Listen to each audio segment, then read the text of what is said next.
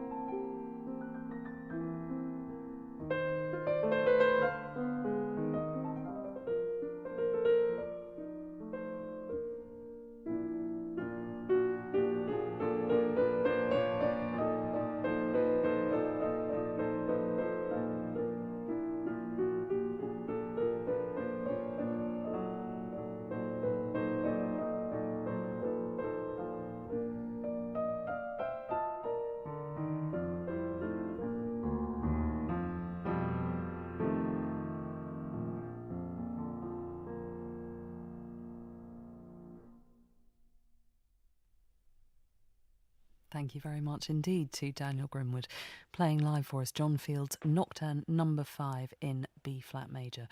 Dan, aren't you that brilliant chap on that equally brilliant documentary series that's currently airing on the BBC? With that brilliant presenter. Yeah, OK.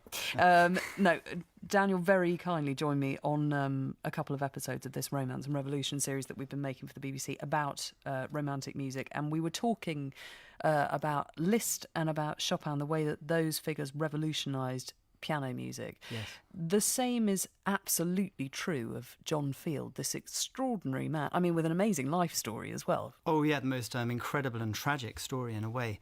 I mean, of course, Liszt, I think, prepared the first complete edition of the John Field Nocturnes and wrote various things about John Field's life very, very effusively. And Chopin, as has been written by many people before, to some degree modelled his style on John Field's style. So it's right to say, I think, that he was really the creator of the Romantic piano style, or at very least the first composer to fully emancipate the piano from its harpsichordy roots. And this form that he kind of imagined, created, and then everybody took the baton, the Nocturne. What was it that was so special about that as an idea that other composers fell in love with? Well, the nocturne existed, like things like the Serenata Notturna by Mozart, for example, or music that was designed as nighttime entertainment. This is something quite different. So the piano at that time wasn't this sort of swashbuckling public instrument that we think of it as being today. It was rather more a domestic instrument. There were no televisions, there were no gramophone players. So music was made domestically. So in some of the wealthier households and parlours, perhaps he understood that people wanted music that was more restful and immediately understandable and shorter than the sonatas that were and variations that were readily available at the time. And also just more dreamy, more full of feeling, more immediately expressive and less formal than those sonatas. I mean, you can see why that sense of evening music really took hold of the romantic imagination, that kind of interesting, strange thoughts happen at night. I mean, people really grabbed hold on the idea of a nocturne, that it somehow released the inner expression in a composer. Oh, yes, and if there is that sort of a dark latency, a generation later, Chopin would manifest that latency and come up with nocturnes that did verge at times on being more dark, possibly even nightmarish sometimes. The John Field nocturnes are, what's the word? I suppose more innocent in a way. And even from the first note of the fifth nocturne, you can hear that there is a voice that's distinct from anybody else who was writing at the time. The whole treatment of the keyboard, the pedals arpeggios, the fact that it can only be played on an instrument that does have a sustain mechanism. These mark the music as being something quite different from anything that had come before. Now, I know you're about to do a concert at Greg Festival centred around Field and the kind of spider's web of music that emanates from that. I want to talk to you about that in a minute, but before that, about Philip Cogan, whose music you're going to play for us, who's this generation before John Field. Now, I have to confess, I'd never heard of Philip Cogan, but once, I mean, you've just introduced me to him and shown me some of the notes you've been writing. What a fascinating figure he was. Just tell us a bit more about him.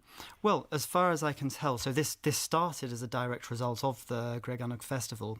They wanted me to play music that related to John Field. So as you've said, he was from a generation before. It has been assumed by people, probably myself included, that John Field existed as a kind of in a kind of vacuum. Of course, he didn't. There were foreign composers working in Dublin. Dublin was a very important city within the empire, and a generation before him, there were a fairly sizable number of Irish composers who were composing music of an extremely high quality. But it took for this concert invitation for me to do any real research on this. So a couple of days in the British Library, having a great time, amazing place, love it. And I stumbled across some first editions of these keyboard sonatas, and there were a fair few of them by Philip Cogan, and sort of leafing through it, I immediately thought to myself, well, this is basically an Irish Carl Philipp Emanuel Bach, very much flavoured and seasoned by that style of music making, and these beautiful sonatas of a very high quality.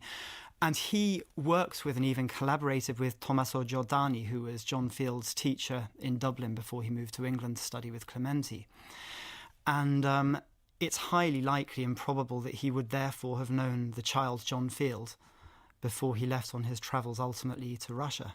Well, let's hear some Philip Cogan now. Thank you very much indeed. Daniel Grimwood playing live for us. This is the opening of Cogan's Sonata in F minor, Opus 6, number 3. It's more live music in the Intune studio.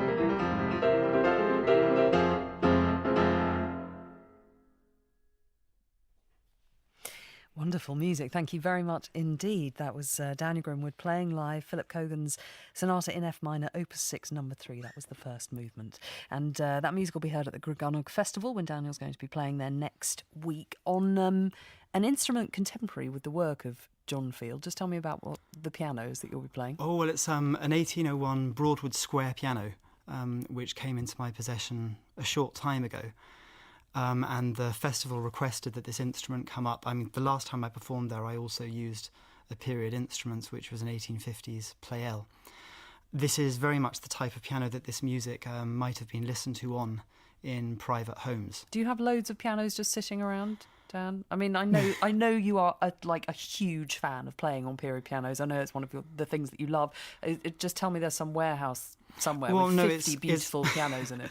It's quite nice. I'm a member of my athletics club because I actually need a pole vault to get from the front door to the kitchen. Yeah, right. And I've got an 1850s Erard that needs restoring, so that's on its side. I've got my modern grand piano and I've got my square piano. So that's coming with you to Gruganock. And, I mean, it's the oldest classical music festival in Wales. This year, it's all about Ireland. So it's about, I mean, it's there to mark the centenary of the Easter Rising. Just tell me then about how hard you had to think about programming the music for the concert. You've already said you started with John Field as this kind of centre of gravity. Well, yes, in one sense it's difficult to program this, in another sense it's incredibly easy. My initial conception was that I was going to be performing on a modern piano and I might have been able to geographically map John Field's journey through London and then to Russia. When you say that it's going to be on a particular musical instrument, this narrows down the decades of composition of the music that you can play for obvious practical reasons. Then you have to work much, much harder, but the extant music is much more limited. So it's a case of finding the repertoire that works for a square piano. Exactly of that period. Right, yes. And we talked a lot in the documentary series that we mentioned earlier about romanticism, about romantic artists, this particularly fertile territory for you, the music of Liszt and Schubert. Are there more figures out there who need to be resurrected, people whose music has been neglected, because we only really think about the big names? We do, and I think that there are a number of composers who have fallen somewhat by the wayside. And that brings me on to the next composer I'm going to play. Adolf von Henselt is the most bafflingly neglected of the great Romantic pianist composers. Schumann referred to him as the Northern Chopin. He taught Rachmaninoff's teacher. Rachmaninoff said that the Henselt etudes should be held alongside Chopin's and Liszt's for their very great beauty. Alongside their very great beauty, they also have a degree of difficulty which is at times perverse. That could be one reason why, and I suspect that as he was another composer who finished up in Russia, there may be a number of political reasons why his name fell by the wayside, which I won't go into now. But also one wonders if then the amateur market for pianism just sort of, that he was writing things that were out of people's league to play. Well, he most certainly did. I mean, the case in point is the piano concerto, which was premiered by Clara Schumann. It's thought that Liszt performed it. Scriabin graduated from the Moscow Conservatoire playing it. They were all quite good pianists. There were a lot of quite good pianists. Yeah. The pieces, I've performed it, and I know from first-hand experience that it's ridiculously difficult. Well, it's good to set yourself a challenge, because you're recording this stuff, aren't you? Well, I'm recording some of the solo piano music in Germany, actually in the composer's birth town of Schwabach, in July, on a thoroughly modern Bösendorfer. Nothing wrong with that at all. And You're going to play some music by Adolf von Henselt. What's it going to be? Well, this is one of his not so very complicated pieces. He wrote a large number of miniatures that were very popular. And this is, forgive me, my mouth is simply the wrong shape for French, but Mon chant de cygne. Mon chant du cygne. Thank you so much. My swan song. Hopefully it won't be my swan song. But Not remotely, but it is Adolf von Henselt, and we'll hear it now. Thank you very much indeed. Daniel Grimwood playing live for us on the Intune piano, and it's music by a composer I have to confess I did not know, Adolf von Henselt. This is his swan song, live on Intune.